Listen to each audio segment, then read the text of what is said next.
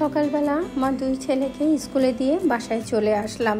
এসে ভাবলাম যে ডাইনিংয়ের এই কর্নারের রানারটা না অনেক দিন ধরে চেঞ্জ করা হয় না, প্রায় 2 সপ্তাহের উপর হয়ে গেছে। তাই ভাবলাম এটা চেঞ্জ করে দেই। আজকে না আমি আবার বাইরে বের হব।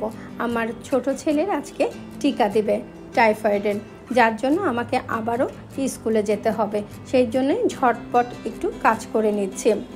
আমার বাসায় না অনেক ধুলো পড়ে জানো, মানে প্রতি সপ্তাহে যদি আমি রানার চেঞ্জ না করি তাহলে দেখা যায় রানারের উপরে একটা ময়লা পড়ে থাকে।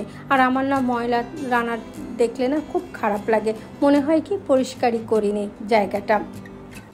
আর এই ধরনের সাইড বোর্ডের সামনে যদি একটু ছোট্ট কার্পেট বা শতরঞ্জি যদি দিয়ে রাখা যায় তাহলে কিন্তু দেখতে বেশ ভালোই লাগে।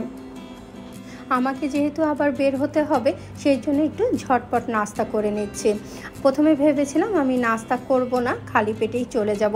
পরে চিন্তা করলাম যে না, স্কুলে যেতে এবং রাস্তায় অনেক দেরি হতে পারে, সেই জন্যই ভাবলাম একটু নাস্তাটা করে নেই। আর বাচ্চাদের আজকে টিফিন দিয়েছি স্যান্ডউইচ, তা স্যান্ডউইচ তৈরি করলে দেখা যায় অনেক দেরি হয়ে যাবে, সেই জন্য ঝটপট একটু ফ্রেঞ্চ টোস্ট করে নিচ্ছি। এই ফ্রেঞ্চ টোস্ট না অনেক পুরানো, তারপরেও না কেন যেন আমার খুব ভালো লাগে খেতে। আর এর সাথে যদি একটু বাটার দিয়ে দেওয়া যায় না তাহলে আরও ভালো লাগে। আমার দুই ছেলের না খুব পছন্দের এই নাস্তা ফ্রেঞ্চ টোস্ট। আমার দুই ছেলের জন্য যখন আমি করে দিই তখনই এর মধ্যে আমি একটু চিনি দিই আর একটু লিকুইড দুধ দিই, তাহলে কিন্তু স্বাদটা কিন্তু বেশ মজার হয়।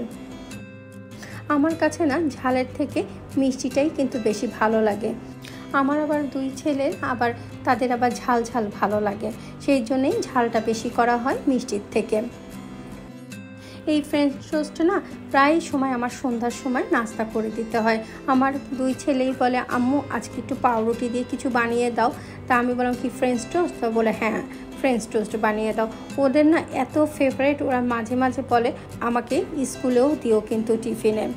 তবে টিফিনে দিলে না গরম গরম খেতে যেরকম মজা লাগে, আর টিফিনে দিলে সেটা একটু ঠান্ডা হয়ে যায়, সেই মজাটা আর পায় না।